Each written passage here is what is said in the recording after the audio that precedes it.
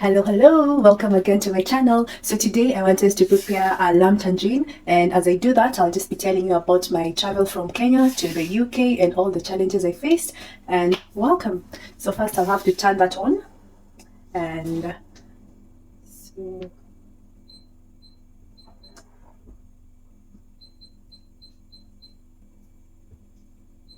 there we go. So this lamb tagine should actually take basically 2.5 hours of preparation, and definitely will not be talking for that long. So I'll just be cutting and cutting some bits of it, and when I'm quiet during the meal, you'll just remember that's the bit that I have cut. Okay, so first and foremost, this is a North African dish. I thought I should try it, so glad I'm sure I will enjoy it. So I left Kenya, and this was back in, and the ingredients that we will use before I forget. So we will have the lamb chops, this garlic, onions, and then my potatoes, they are right over here. And then we will also use some tomatoes, and you'll just see how I go about it. So that's my oil, it's boiling. So what I'm supposed to do is just have it until it's brown in color.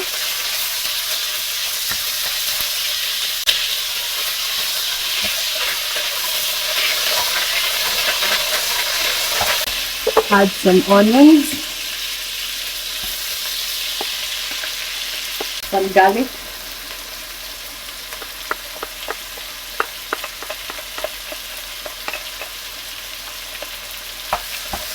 you will proceed and add some cinnamon, ginger, very important.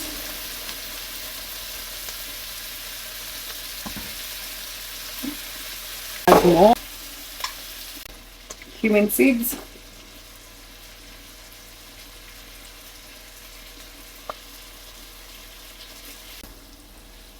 tomatoes. Let it just like continue for a few minutes. So when I was in Kenya, what was happening is I worked in Turkana County, and I was working there as I was like what do we call it? So I had two jobs. So these two jobs started from Kenya. I had two jobs. I was working as a marketer for KCB Bank. So you know, whereby you go to people, tell them that you want them to create an like to have a KCB account, and then helping them through the process. That is what I'll do. And the other thing is I also worked in a company called Matuka. So what we did is we mixed like car paint, you know, like car paint, whereby someone would come buy a paint from us and then go paint their car. So I'm the one who will do the mixing. It required a little studying, so I went to study in Plascon, you know, like just practicing. Okay, so what happened is this particular time, so my cousin's father passed on, and we had gone to the burial, and you know, I had started applying for coming to the UK quite some time ago, and I was so stressed because, you know, there we go, this is what it looks like. I was so stressed because it felt like it was not like finally we would not it wouldn't like come to pass. So I started like bringing back my mind into Kenya, because I was so much sure I will travel to go abroad that I was not even thinking of how to continue staying in Kenya. But then I realized I need to just bring my hopes low and then focus on settling down. So what I did is I went to the bank, KCB, where I was working, asked for a loan, because I was thinking I should probably start a fish business, because you see in Turkana we have this very big lake, Lake Turkana. Anyway, but we have the Lake Turkana, and this Lake Turkana we get fresh fish, you know, like tilapia, we have Nile perch, we have, yes, those mudfish. So I was thinking of getting fish from Lake Turkana and of course selling them back in Nairobi, places like Nairobi, Kisumu, Migori. So that was what I was like settled. I had tried to settle my mind into, just focus on Kenya. So I went to the bank, got the loan, And so I was thinking, okay, so after the burial, I will now go and like start my business, because I had already done some research and it's actually a very profitable business. So when we had already gone to the burial, guess what message I received? That do you know, I had already taken my passport to the embassy. What do you call them, the place where you take your passport. So I had already taken it there and just forgot about it totally, because trust me, these guys had stayed with my passport for 8 months. Even if it's you, you'll be sure, this guy is. But then I was just tempted not to go take my passport. So this time I get a message telling me, go and collect your passport, your visa is, your response of your visa is out. So you can imagine your girl. But then, since somehow I had told myself, and I just need to relax, you know, just I was so ready for any news. So I was not even expecting anything. Like I was ready for the worst, because I was telling myself, let me go get the news, then finally go back to Turkana and start my business. So that is exactly what I had in mind. So I go after the burial, I go to the visa guys. I actually went to, you know, this place in Nairobi. This is black pepper. So you know this place in Nairobi, it's called 9 West. It's in Westlands. So that is where people go to collect their passports once you've left them. So I went to 9 West and I was so sure. Honestly, I was more of a negative. I was just so sure I've not been accepted, and therefore I'll just go back to Turkana and work on the fish business.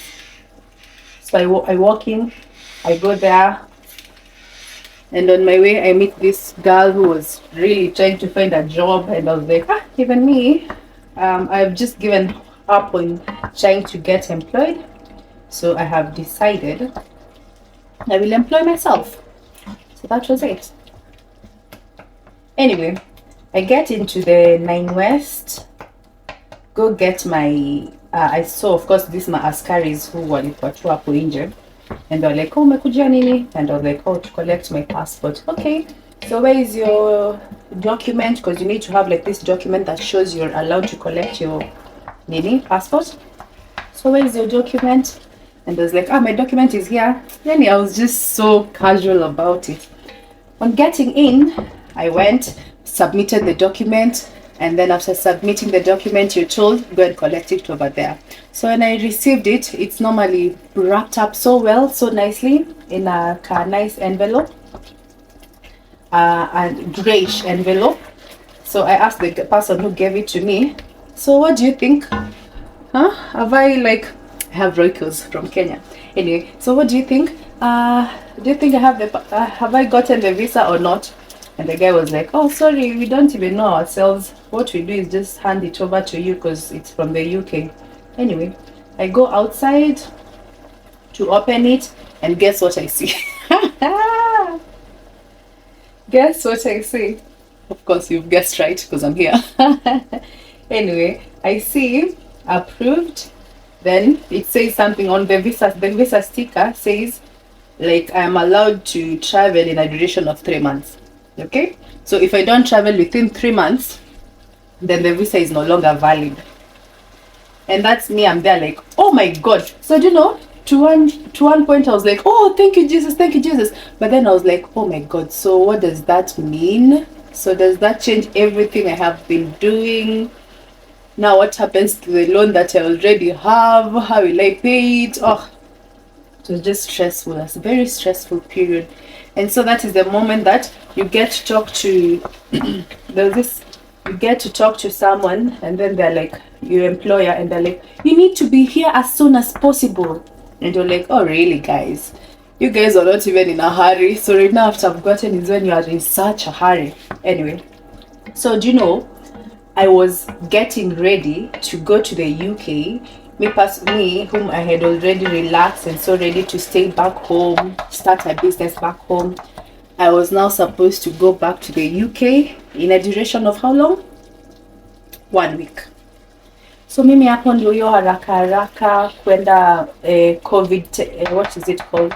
COVID, mara kwenda nini, just so many other things, my rush hour. Then finally the day came, and since of course we were living in Turkana, we have a house in Nakuru, but then for you to travel you need to be in Nairobi because my flight was at 11 p.m.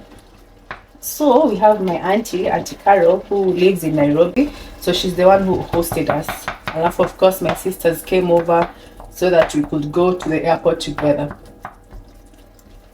So I'll now need to increase it because it's now very, very, there we go.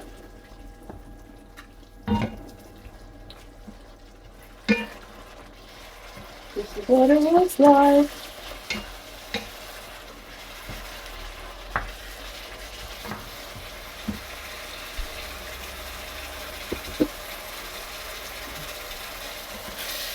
So once that is done, we proceed to do this, the potatoes.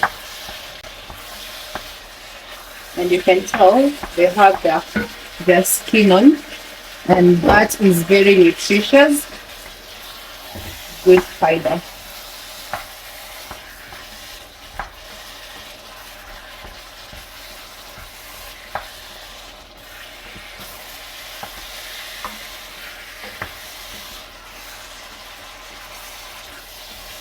And finally,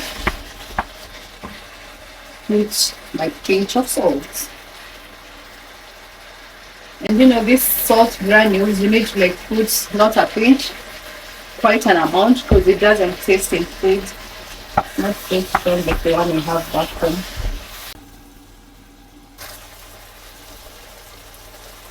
I'll add in some unsweetened soya milk.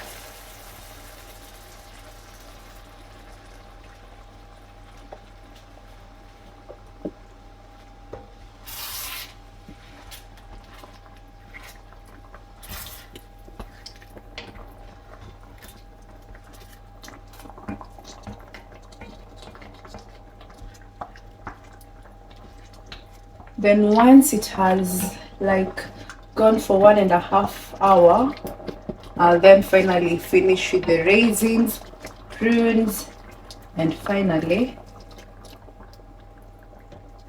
the honey and lemon juice. There we go.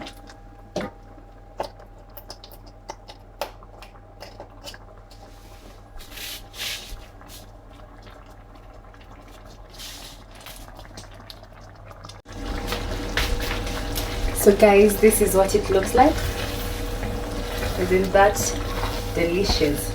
So after this step, I'll proceed and add prunes and juice. So I'll proceed to add the prune juice. It looks like this.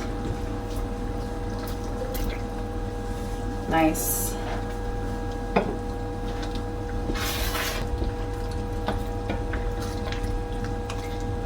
And so there was so much in a rush for me to go back to, like, for me to head to the UK as soon as possible. And then so after that I need to add some honey, just like 2 spoons of honey.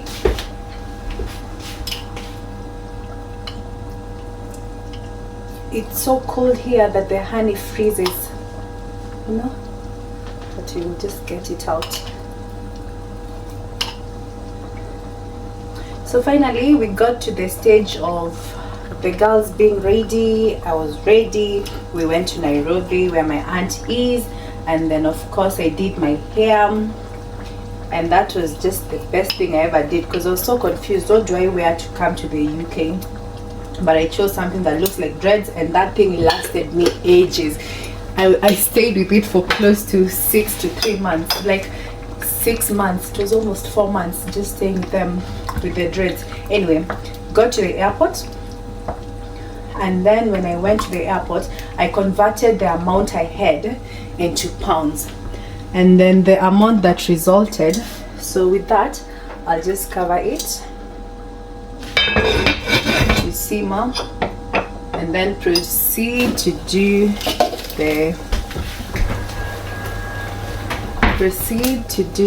the spaghetti.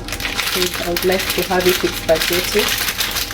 And myself, I don't break the spaghetti. I like it when it's like that. So it will just break as it continues.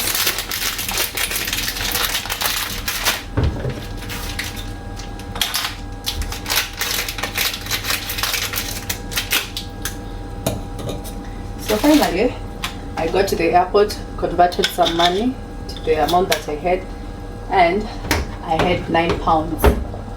Okay. And in my mind, I thought like this is just proper, like this is just so good money for me to just travel to the UK, and I just knew that would be enough.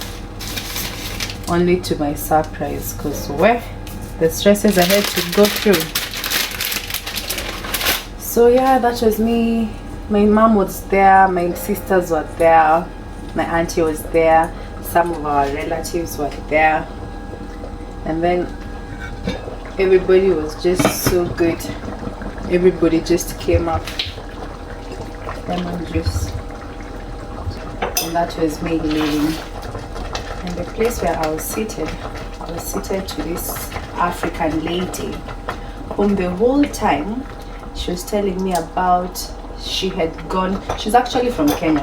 She was telling me the fact that she's been to Gulf, and that this was also her first time going to the UK. And before going to the UK, she had to see like this their pastor, the pastor who like helps her to get favor. And myself, I was like, oh my god, I don't even have a pastor to help me. Okay, no, that was what it like. This pastor will give her a white handkerchief, and then of course she'll pay money, and then once she has the white handkerchief, the handkerchief will just like give her favor among people.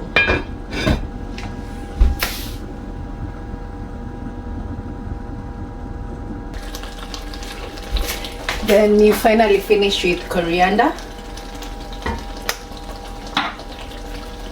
leaves. It's best with the fresh ones, but then I did not have the fresh ones. I had these ones, which are still equally very good. Then once you're done, that's our food ready. This one is set, and then let's look at our spaghetti, which also looks good. Look at this, which is really good. And so I'll just proceed and serve it. And that was the end of the story to the UK. Let me just serve it.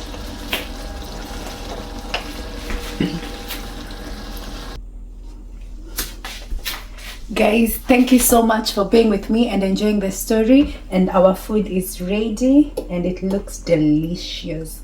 Let's just try it. Ooh. Rolling this and just getting some of this. Oh no, I'm not getting any better. Looks like this is the best we will do.